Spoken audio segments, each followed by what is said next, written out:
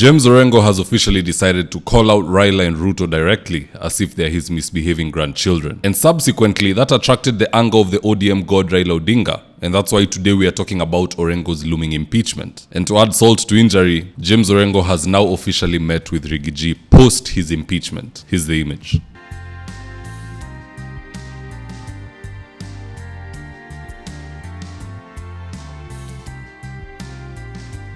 Now, in this video, I want us to look into what was disclosed in the meeting between Orengo and Gachagua, and with no further ado, let's get after it. Number one, this dynamic duo probably discussed the incoming Wamunyoro party. Orengo probably went to wheel and deal, because in politics, it's all about you give and you take. It is not a one-way transaction. So what could Orengo possibly give Gachagua? Well, he could give him a new territory to market himself. How so? Orengo could take this party and popularize it in Siaya County and the neighboring counties if need be. And in exchange, Orengo is probably looking for a direct ticket to defend his governorship in 2027, because we all know how ODM works. If Raila doesn't like you, he will give a direct ticket to somebody else. There will be no party primaries. You will just wake up one day and you find that a certain person has been given the ticket. And even worse, it happens after people have spent money and time engaging in primaries. Then before hata muende kufanya hiyo final vote, unasikia imepeanwa mahali fulani. It happened in Homa Bay. John Mbadi left his seat in Suba to go and try become governor of Homa Bay. He was fighting for the ticket. Ametumia pesa. Evans Kidero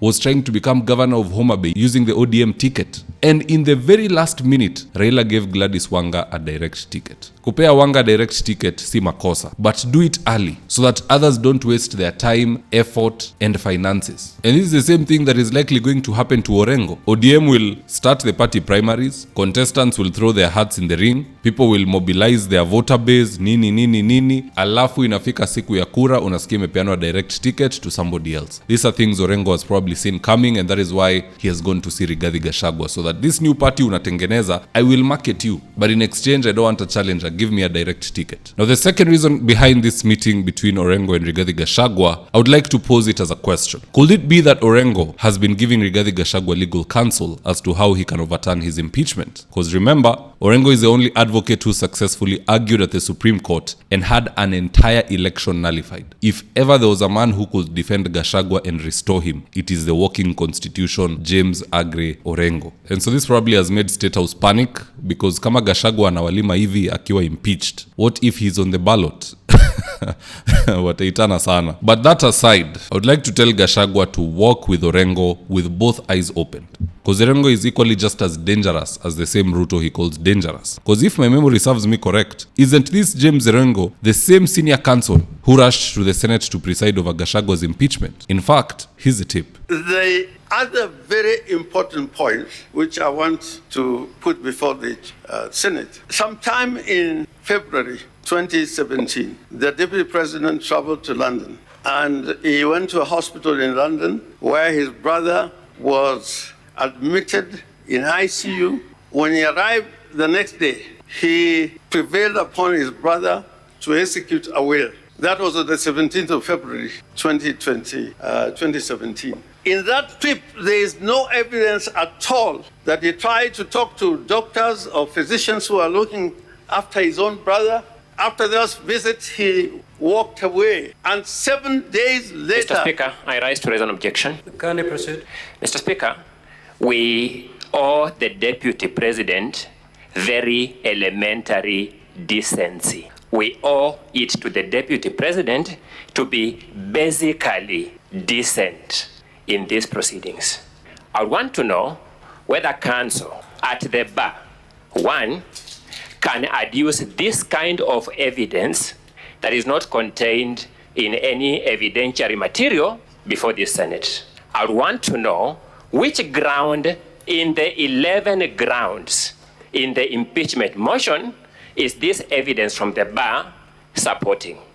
I repeat, Mr. Speaker, we owe the Deputy President the most basic decency.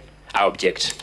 Senior Counsel Orango, Those amendments, are they contained? They are contained, they are all here. They are And refer to the document. So as far as I'm concerned, for Orengo to be trusted, let him first be impeached, then tutajua kuna kaukweli kwa hii newly found rebellion. Hata yeye aende Senate, ajitetee mbele ya wale maseneta wa bread-based na aombe Mungu wake. Shida tu ni ati sijui kama ataomba Mungu wake Raila ama ni Yahweh. You know, for some of these ODM leaders, you can never really pinpoint who they worship. It could be Yahweh, it could be Allah, or it could be Raila. But to each his own, aombe Mungu wake, hiyo impeachment inakuja, vile yeye alienda kuchochea Gachagua. Once he is impeached, then now Rigathi can work with him. Waende wasaidiane vile they will overturn each other's impeachment in the next court, whether it's court of appeal or whatever. But at the end of the day, guys, that's just my opinion. Do let me know your own comments in the comment section below, and I'll do my best to read them and to give you a response. And in the event you're here for the first time, please go on and hit the subscribe button. And if you're watching for a different platform, just head on over to YouTube, search for David Wafula, hit the subscribe button. You're going to be getting a ton of content of this nature. If politics is something you're passionate about, this is definitely the one channel that you really need to subscribe to.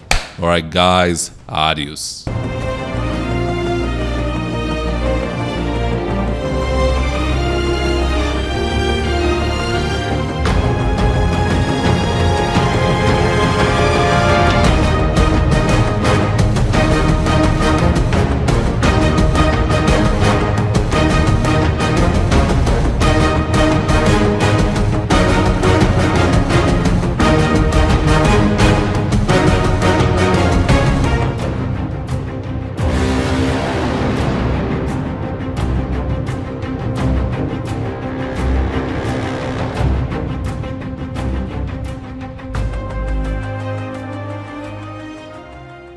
Thank you for choosing David Wafula as your primary news platform. We put countless hours in research, recording, and editing. By showing up each and every day to watch our videos, you encourage us to generate more videos for the viewers. We are on a mission to inform, educate, and build a better tomorrow. To our thousands of followers in a world full of presidents, kings, and queens, you are the real gem. Adios.